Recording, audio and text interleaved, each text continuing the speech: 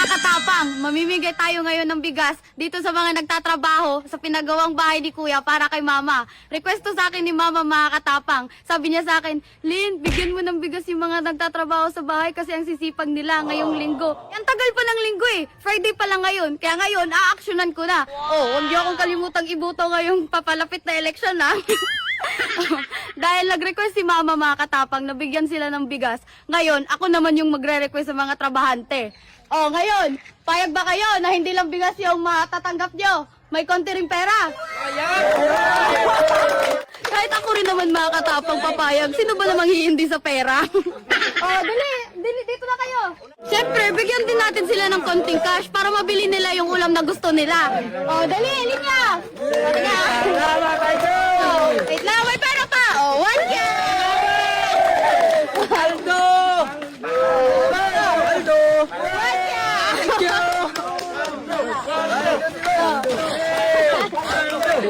1K! Thank you! Paldo! Paldo! Si Pao, gali pa ha? Paldo! Oh, okay na. Boss! Paldo si Boss. Thank you, boss! 1K! 1K! Paldo!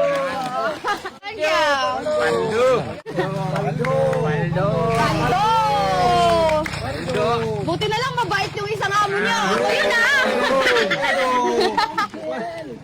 Paldo! Paldo! Paldo! Oh, 1K! Paldo! Oh, anong ulam yung bibilin mo dito sa 1K? Masarap!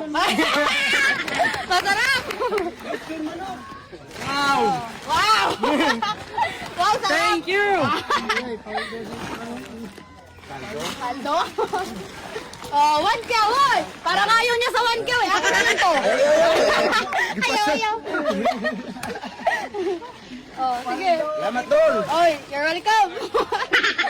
Oo na. Thank you! You're welcome. Oh, Paldo! Salamat, Paldo! Ano ko yung pambili ng lechon? Ano? Oh, ang saya nila. Oh, nakabonus na naman sila sa isa nilang amo. Siyempre, ako yun.